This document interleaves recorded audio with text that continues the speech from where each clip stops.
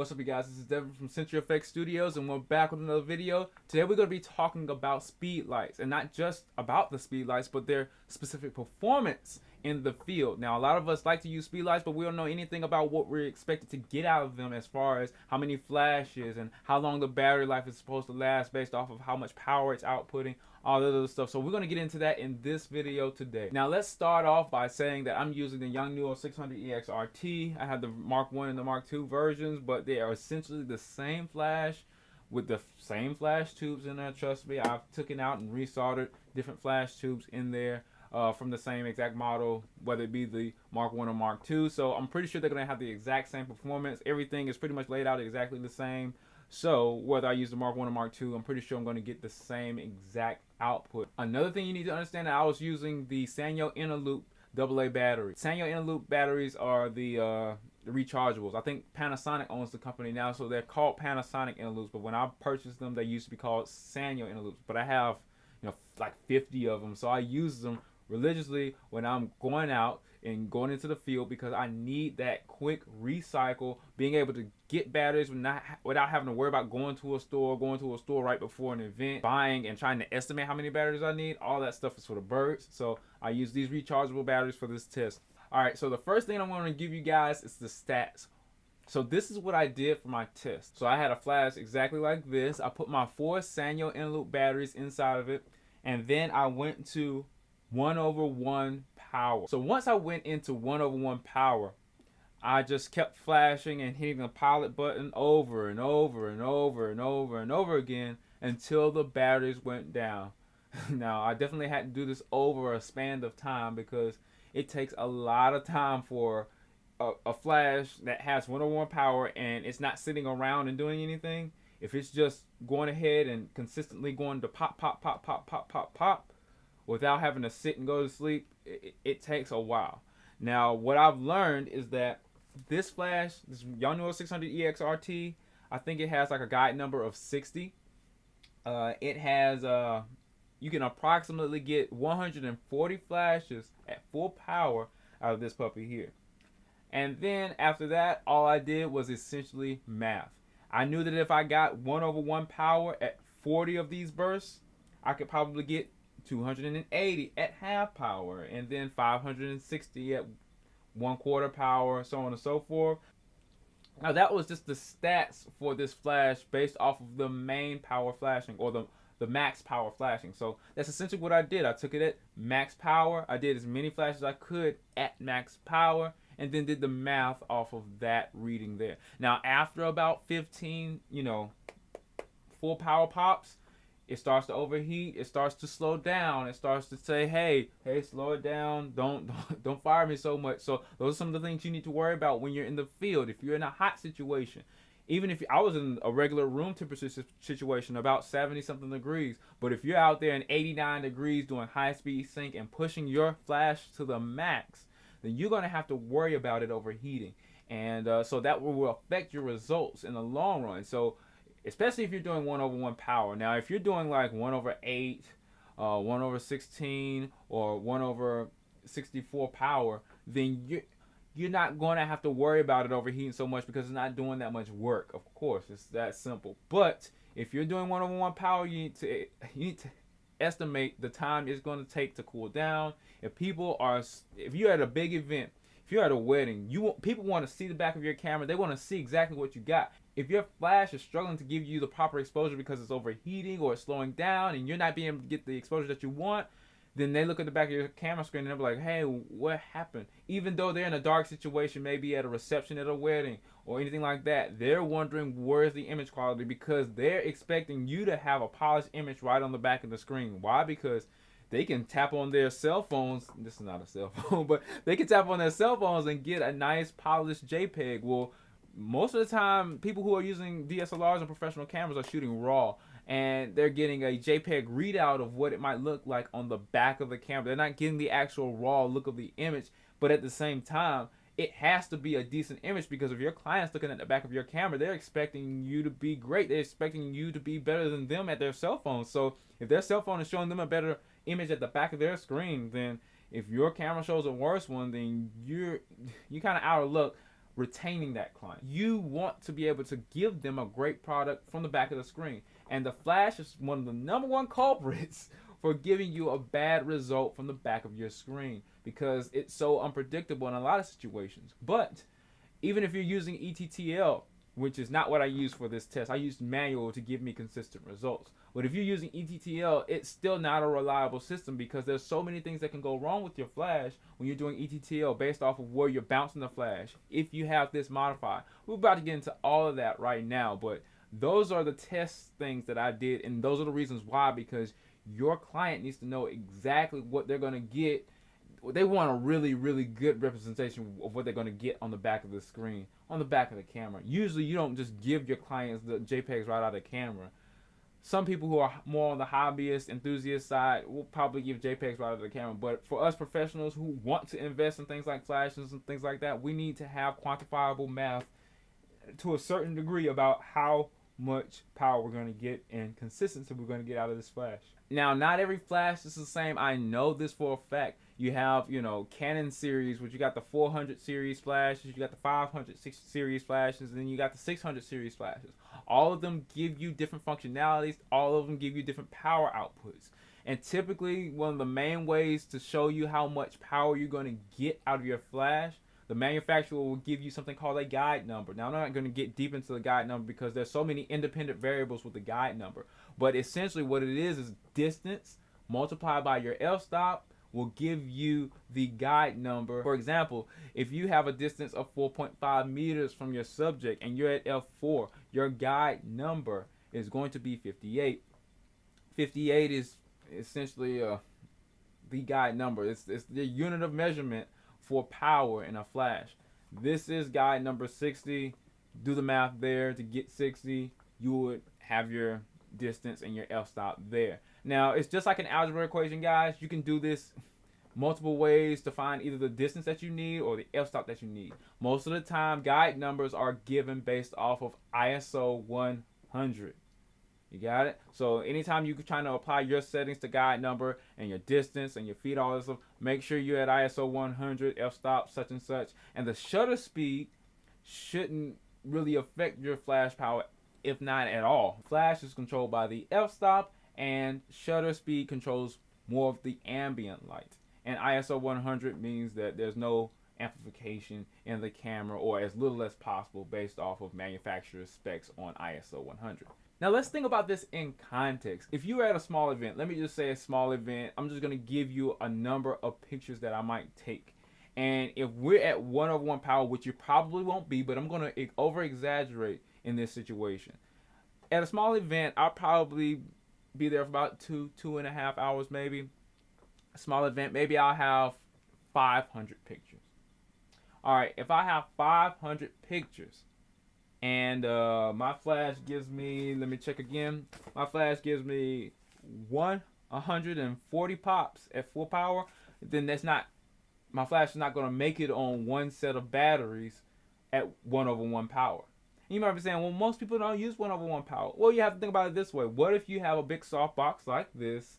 This is a big 40-inch Godox softbox that needs a lot of power to be driven for that light efficiency, that light effectiveness to reach my subject accurately. So I'm going to need a lot of power to pump through that softbox. And then on top of that, I need to go bang, next person, bang, next person. So you could imagine how much stress that power is going through that flash to give me ISO 100 and give me that consistent light quality. You can imagine how much stress the Speedlight is going through. And I use the Speedlight in that octabox quite often. And I use the ETR3 or E3RT wizard on top of my camera from Young Nuo to give me that wireless trigger. So you have to think about it. The wireless trigger is going to be fine, but the flash itself, wireless trigger can, pop off all day because it's just sending a signal. But that flash, once it dies, your wireless trigger's like, I don't see it anymore. So my thing is, I'll probably get only like 50 pops, with it overheating and with it losing signal because it can't keep up with how fast the people are coming. I won't remotely get 140 flashes out of it. I might get close to, I say 80 or something like that. But that's on a good situation where I can get 140. Sit there and just hit the 1/1 power all the time. So I'm not going to get 140 pops out of that flash. I already know. But that's a good bearing to let you know, hey, it's striving for this.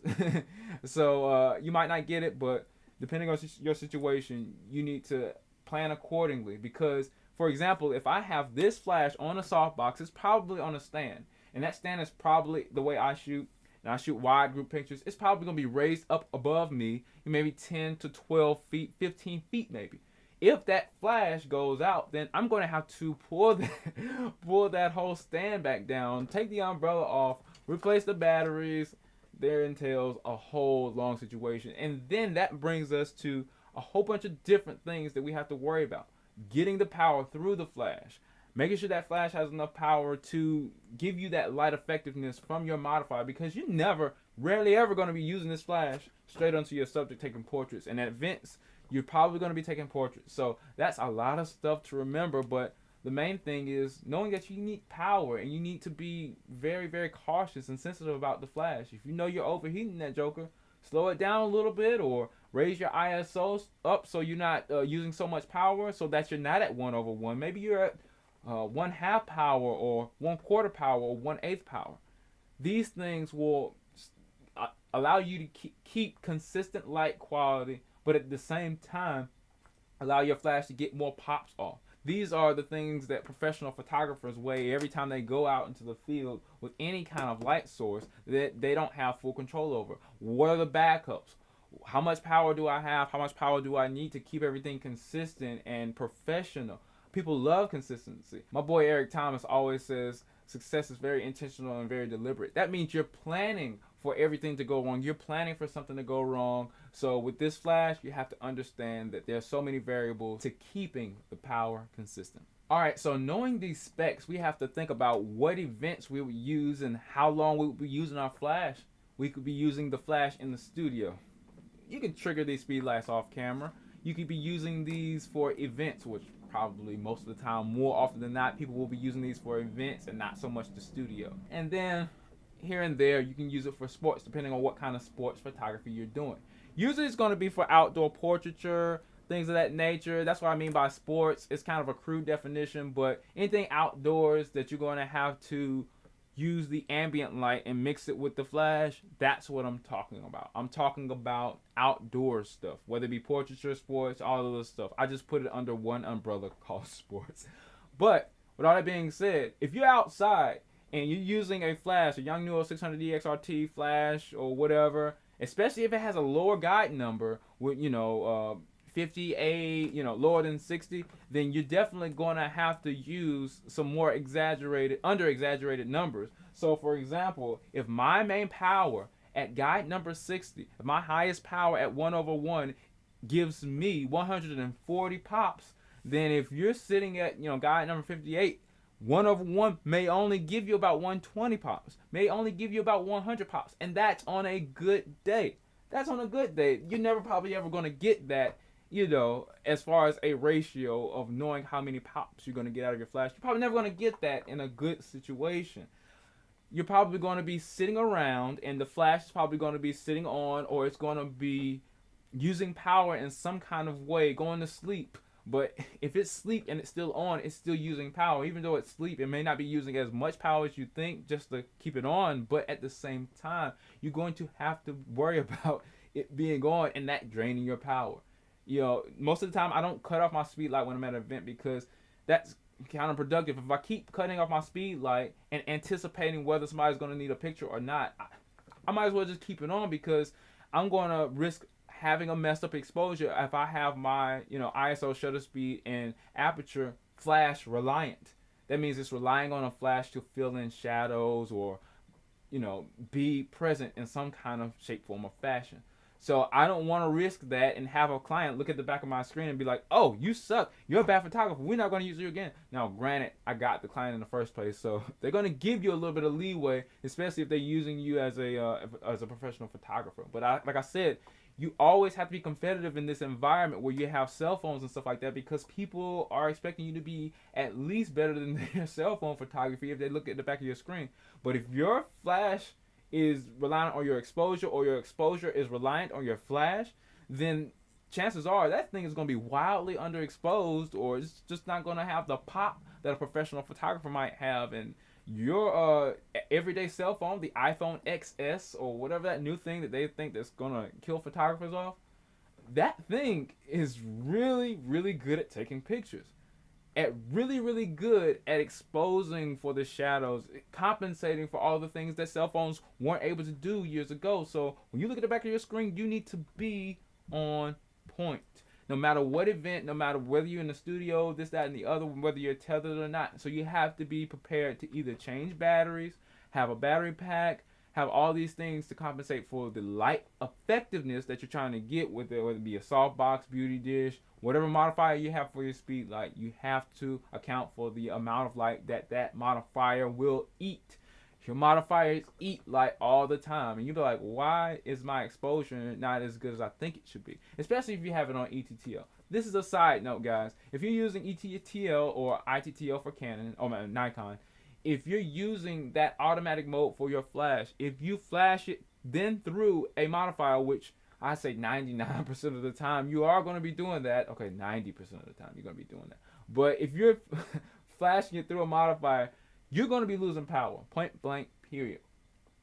If you're bouncing it off a wall, you're going to be losing a whole bunch of power. ETTL is not even needed at that point, I think, unless you know exactly how much power you're going to be bouncing off that wall, because typically you're not going to continue bouncing it off the wall all day unless you're in just one room with one colored wall.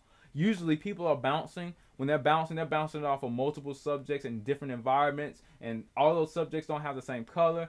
If you're bouncing it off of a bounce card or whatever you have, usually these come out with pull-out bounce cards, but mine is broken.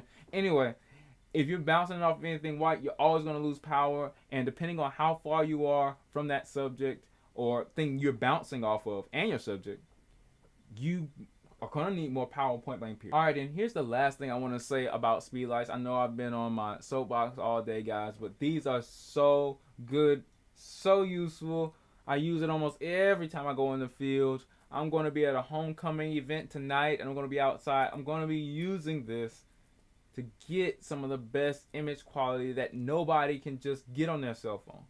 We have to, like Jason Lanier said, he's a Sony artisan of industry, and I love, a lot of his work. I love his style of shooting, going out to different places, but he always says you have to understand what differentiates you from a cell phone user.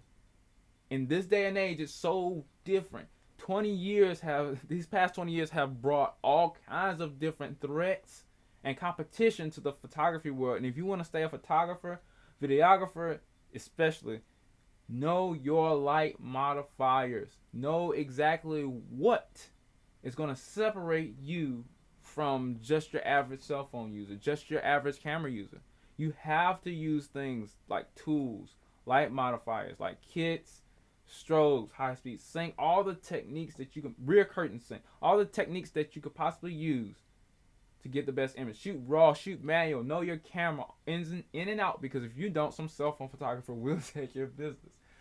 So I'm done with CenturyFX Studio. I know this was long-winded. I just really had to tell you guys this.